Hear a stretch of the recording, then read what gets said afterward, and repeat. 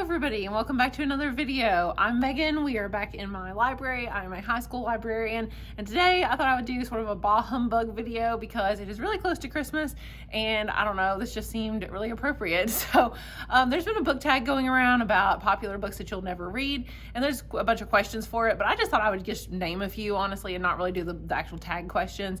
So I'm just going to be telling you today some books or some series that I will probably never read, or authors that I will never read from ever again, whether some of these I've tried, some I haven't, or even series that I will never finish or go back to. So the first author I want to talk about is Stephen King. I've read 2.5, almost 3 Stephen King books in my lifetime. I read Pet Sematary. I read, oh my gosh, what's it called? The Dark Tower series. I read the first 2 in the Dark Tower series, except I literally had like 100 pages left of the second one, and that's how badly I just didn't care at all, so I stopped. So I don't think Stephen King's writing style is for me. Honestly, I just don't like his writing, and I'm not going to get back into it anytime soon. My husband is right now reading 11/22/63, whatever the date is, about the JFK assassination and time travel and all that. And he's enjoying it, but it is really long, and it seems like it's over 800 pages, and he just doesn't know where the book's even going to go from there. So I don't know that he's going to finish it either. He said I probably would not like hate it or anything, but I think Stephen King is out for me. I've tried enough to know it's not that I don't even care about the content. Like scary books, I don't really care one way or the other about, but it's just the fact that I just don't like his writing style. I don't know. Okay, moving on. Okay, The Invisible Life of Addie LaRue. Everybody talks about this book on BookTube. It is by V.E. Schwab, or Victoria Schwab, I guess, that she uses her full name when she's writing adult books. It's supposed to be like her magnum opus, and it's just talked about everywhere, and it just doesn't sound that good. It just sounds okay. I know it's about a girl who like makes some sort of Faustian, deal with the devil, and nobody can see her again. Once they talk to her, they forget that she exists or whatever. So I don't know. It's everywhere. It just doesn't intrigue me. I'm just like, I don't get the hype. I guess it's well written, but I've heard some negative reviews, honestly, as well, or reviews that just say it was very mediocre. And I don't have time for mediocre books. I'm going to try some Victoria Schwab, but it will not be that series. So, all right, next. Sorry, I've got all these written down just in case I forgot. The Girl with the Dragon Tattoo. I read the first one. Who's it by? Stieg Larsson? This is like a test again. This is like my last video, trying to see if I can remember the authors' names. I think it's Stieg Larsson. And I read the first one, and I liked it decently well. And this was like 10 years ago. So it was a long time ago. And I would have to reread it again before I could be able to read the sequels. But I've heard most people say that the other ones are not great, and that really you could just stop at the first one. So the first one was pretty good. I have no interest in going back to it. I know it was really popular. Obviously it was made into a movie, but I never saw the movie either. So it was just there. I probably, it's not that I hated it. I actually kind of enjoyed the first one, but I just don't see myself ever going back and finishing unless people said that, oh my gosh, like the rest of the series is so amazing. Okay, next is Assassin's Apprentice by Robin Hobb. I tried this book. I read like 50 pages. I DNF'd it. Everybody talks about how they love Robin Hobb because of her character development, and that they are sort of slow paced, but they're very character focused books. I like character driven books. I like Anne Rice. A lot of Anne Rice books don't even have like anything happening because it's all about the characters. But in this book, I just didn't care. I didn't care about the plot. I didn't care about the characters. I didn't care about the setting. I just thought it was boring. I was so bored. Actually, I probably read more than 50 pages of the first one. I was bored out of my mind, and I quit. I don't even think I cared that much about her writing style, honestly. So I'm a little scared to try another series by her, but I know this Live Ship Traders series, like Ship of Magic and all that. People say that series is really, really good, and it's like they're one of their favorite series of all time ever. 5-star books for sure.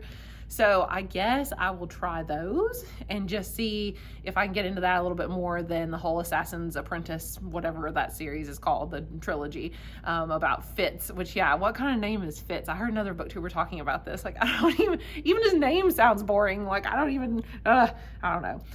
Okay, moving on. The next one, Cassandra Clare. I don't want to read any more Cassandra Clare books. I think I read like 2. I started some of the, Shadowhunter series. I tried a couple different ones. Clockwork Angel. I think I actually liked the Clockwork Angel series a little bit better than her main series, which I can't even think of the name of off the top of my head right now. But they're just there. They're just those little young adult books that I just don't care about. I guess I'm just out of young adult now, which, you know, I'm a high school librarian, so obviously I need to read some young adult books to keep up with what's going on in the library. That doesn't mean I have to like them. I just need to be able to recommend them to students. And that one, Cassandra Clare, man, she's just not for me. She was just there. And also I read her books like over 10 years ago, and I was much, much younger. I was probably in college or something when I tried them before. So I don't know. I think I'm just past that point at this point in my life. Okay. Next, very similarly, I'm going to go ahead and just name these two real quick. Red Queen and Cruel Prince. Both of these are books that sound very similar to kind of like Cassandra Clare books. They're both, you know, young adult, high fantasy novels set in another world. I don't know much about either one. I just know they sound similar, almost interchangeable, like court politics. One, I think Cruel Prince has fairies in it. And I don't know, like, I just don't care anymore. I like good novels like that, but maybe there's just too many at this point about high fairy court politics. I don't know, but yeah, I'm just not intrigued by either of those. So I might try the Throne of Glass series, which I don't know is really similar, but I know that I at least associate all these series with each other apparently. So I am going to try that series, but yeah, Red Queen, Cruel Prince, I just don't care about. I'm not going to read them. The next one is The City We Became by N.K. Jemisin. I've heard a lot about this book on BookTube and about her as an author. I know her books are kind of weird, and this one's sort of like a love letter to New York City, where like the boroughs are like alive and embodied by people. I have no interest in that. I don't know. I don't like New York City. I'm going to be honest. I've only been there once, and I like Chicago a lot better. New York was crowded and smelly and huge, and I just didn't like it. So that's pretty much my impression when I went there. And I have no interest in reading about the boroughs being personified by people. If it sounds cool to you, then by all means, have at it, but just not for me. I am going to try her Broken Earth trilogy that people say is really, really good. It's really strange, apparently. It's written in second person point of view, but I mean, that sounds like at least something unique. So I might try that one.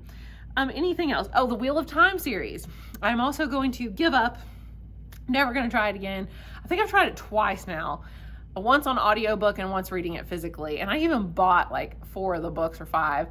Couldn't get into it. Boring. It was too much like Lord of the Rings. I know that people say it goes off the rails from that later on. Like, yes, the first book is very, very, very clearly influenced by Lord of the Rings. But it's supposed to go off and do its own thing, and the characters are supposed to be great. I didn't care about any of these people. I was just so bored, and maybe it is because it was too Lord of the Ringsy for me, but just not as good. But like I said, I tried twice with the audiobook and the regular book. I think I made it farther with the audiobook, like maybe halfway through book 1.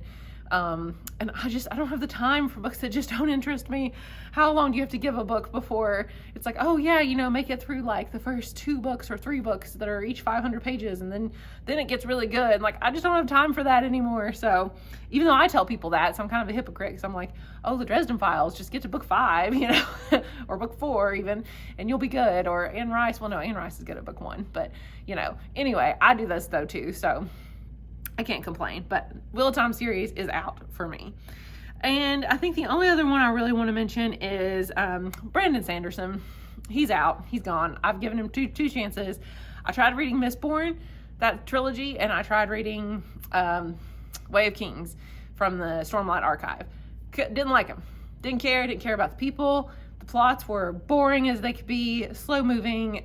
There were so many things wrong with The Way of Kings, and I know that people love that, and I don't understand why people love it. I have no idea. It was so boring. I was just like, what? I made it like 700 pages, and I didn't care about anything happening or any of the characters or any of the world building. I just didn't care about any of it. I thought it was like a really, really bad imitation of Lord of the Rings, or not Lord of the Rings, Game of Thrones, which is like infinitely better. If you want a good story, just read Game of Thrones. Don't read the Brandon Sanderson books. I hated Mistborn because I didn't like, once again, the writing style was boring. It was just too like simple. I don't know, there was no style. It was like, I don't know, I felt like one of my high schoolers could have written that book, honestly. The plot was, I guess, okay, but I hated the magic system. It was like they could ingest metals into themselves, called like allomancy or something, to get power. And if you were a mistling or something, or misting, you could ingest one metal to have a power, and depending on which metal it was, it gave you like a different sort of like ability. But if you could ingest all of the different types of metals, like 7 or 8 of them, whatever it is, then you are Mistborn. And I hated that. I don't know why. I just thought it was stupid. I was like, eating metal? Like, what? Like, well, that's just stupid. I just don't get it. So Brandon Sanderson is out for me. His writing style is like, ugh. Plots were boring. Didn't care about anything happening. So considering I've tried his 2 most famous series, I can't imagine that I would like anything else by him. So they're out.